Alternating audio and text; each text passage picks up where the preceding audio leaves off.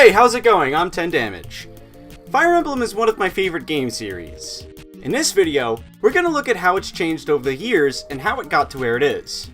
So, to be honest, I did upload this video before, but it was kind of rushed and I wasn't too happy with it. So I updated it with new sound and better stuff. Hey Marth! What's going on, man? Cool! Okay, alright. Yeah, I think we should start the video. Let's go! The first game of the series is Shadow Dragon and the Blade of Light, which released on April 20th, 1990 for the Famicom. This game sold over 300,000 copies and did pretty well. Fire Emblem is among the earliest titles to become a turn-based strategy game, and is famous for the permadeath feature, where units that fall in battle stay dead. Marth is the most iconic character of the series, and this is the game he heirs from. With the limitations of the Famicom, Fire Emblem and the Blade of Light remained very basic. Units could only hold up to 4 items, and there's no trading, which makes item management very tedious. Luckily, there's a tent where you could store and transfer items. Another setback is that healing units got no experience from using a staff. It's not bad for a launch title of the series, and stood out among the other Famicom titles. Moving on, we see Fire Emblem Gaiden for the Famicom, which released March 14th, 1992. The main characters are Alm and Celica. This title added a lot of new features such as an explorable world map and towns, branching story paths, and branching class promotions. Gaiden was also the first title to take out weapon durability. Unfortunately, Fire Emblem Gaiden had a lot of mixed reception from players. It seemed that many found it to be very repetitive and grind-heavy. This title was very experimental. It's apparent that they truly wanted to do new things with the series. Well, at least they'll get to implement some of these ideas in the later titles, with everything, for the most part, ironed out. Let's check out the next in line, Fire Emblem Mystery of the Emblem for the Super Famicom, which released on January 21st, 1994. This game is a sequel to Shadow Dragon, and has its protagonist, Marth, return once more. We see a lot of the characters from Shadow Dragon return as well. They dropped a few of the features from Fire Emblem Gaiden to keep it consistent. This title has weapon durability and no free roaming world map. They bring in some other cool new components though, like dismounting. Mystery of the Emblem introduced one of the more recognizable features as well, which is support conversations. And lastly, this title introduced unique death dialogues. This game and its prequel got remakes for the DS, which I'll talk about later. I still have a few other titles I'd like to go over first. Now here's a title that I hear gets a lot of praise. Fire Emblem Genealogy of the Holy War for Super Famicom, which released on May 14th, 1996. Apparently this game sold over 200,000 copies within a few weeks. Wow! The two main characters are Sigurd and Deirdre. The weapon triangle and Trinity of Magic was introduced in this title. Typically it looks something like this. Lance beats sword, sword beats axe, axe beats lance. With that being said, the Trinity of Magic is usually very similar. Dark magic beats anima magic, anima magic beats light magic, and light magic beats dark magic. Genealogy had a plot that consisted of 2 generations of characters, where the stats and decisions you've made impact the following story arc. They also introduced skills that could be used in combat, just as well as holy blood and holy weapons, and a reinstituted support system, love and jealousy. Jealousy is kind of a hilarious thing to put in a game like this, not gonna lie. By the way, this is also the last game that Gunpei Yokoi produced for Nintendo, the creator of the Game Boy. Now that's seriously quite an honor.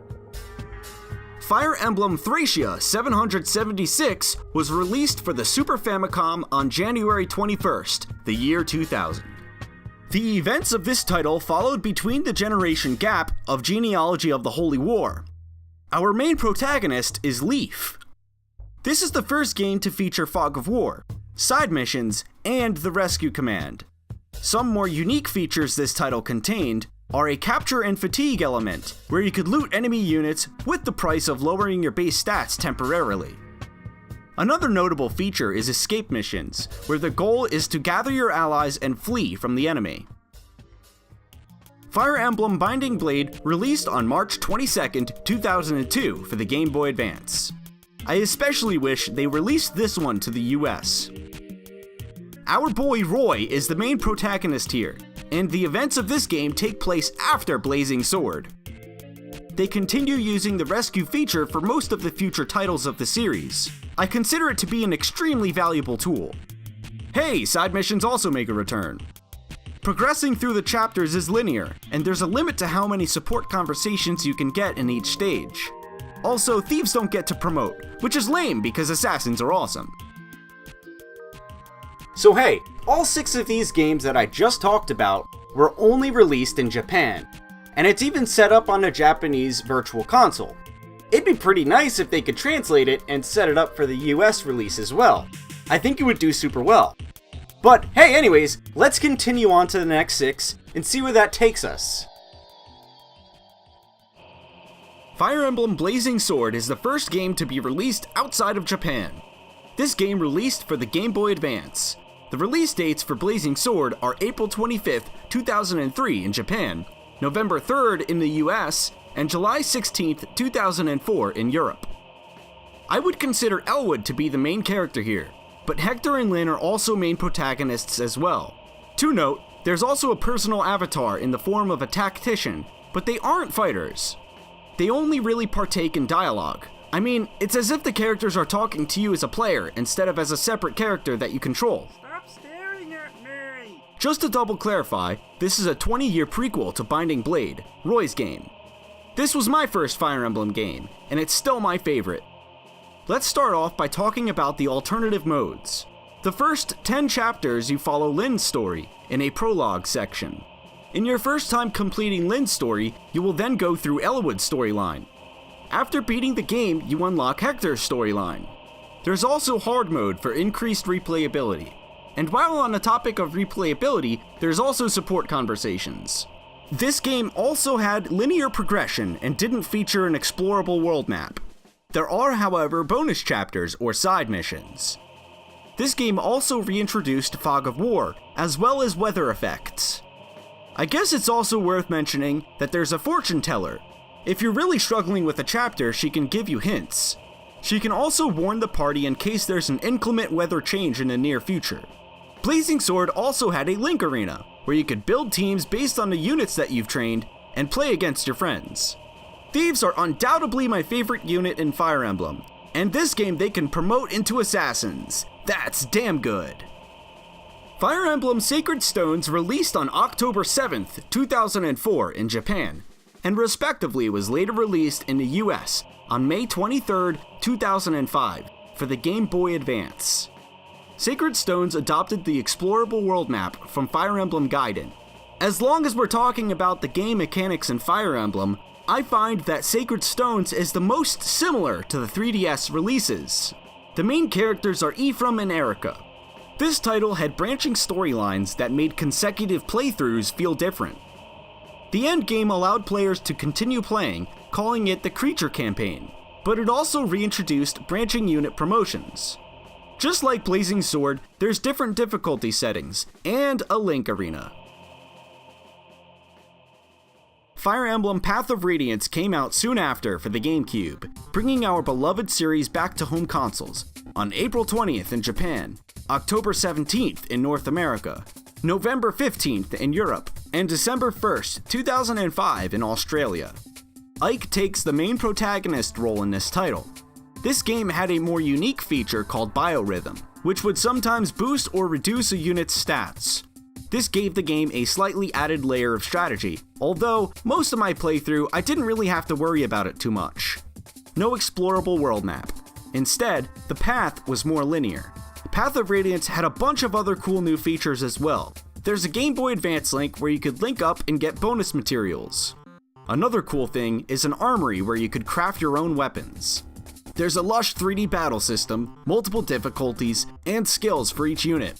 You could also get award experience, which could help you level up your units outside of battle in case they're too weak. There's also a shove command, which I found to be incredibly useful for some scenarios. the weapon triangle was pretty similar, save for the addition of knives, which acted as more of a neutral weapon you could use. But the Trinity of Magic was way different. Instead, the Trinity of Magic affects only anima magic, so fire would beat wind magic would beat thunder magic, and thunder magic would beat fire magic. There's also light magic, but like knives, it was neutral in the triangle. Ike is cool. I don't mind Ike.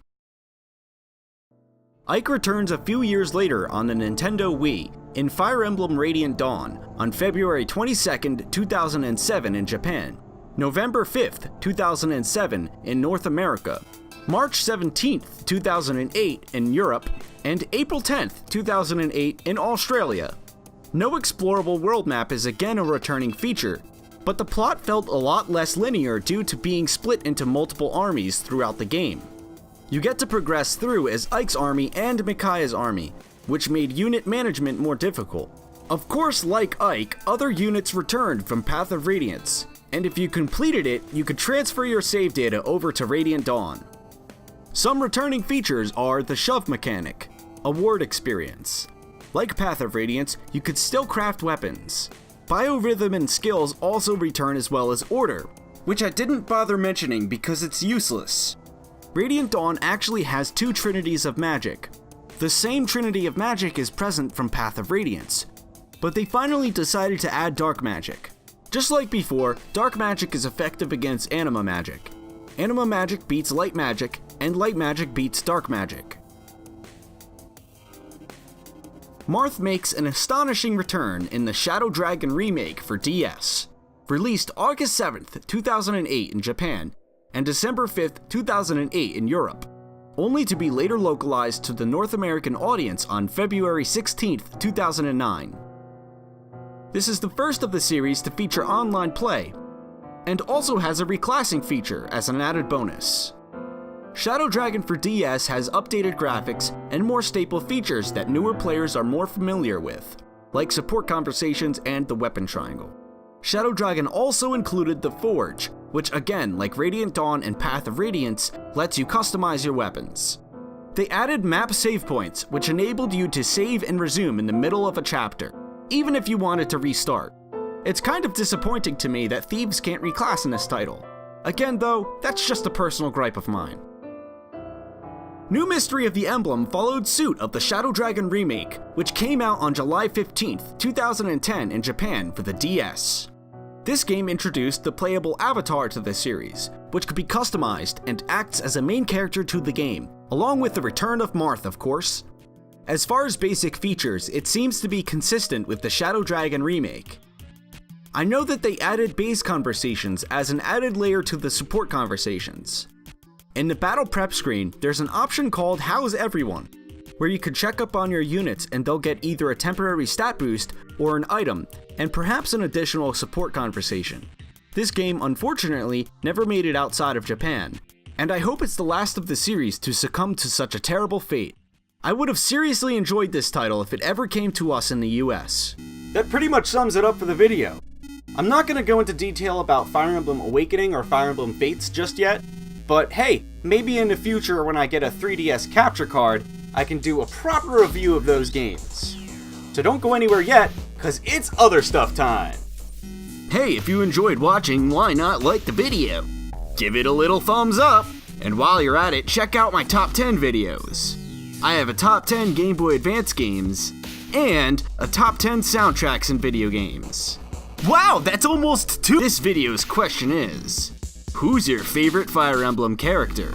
I've always liked Elwood and Legault from Fire Emblem Blazing Sword.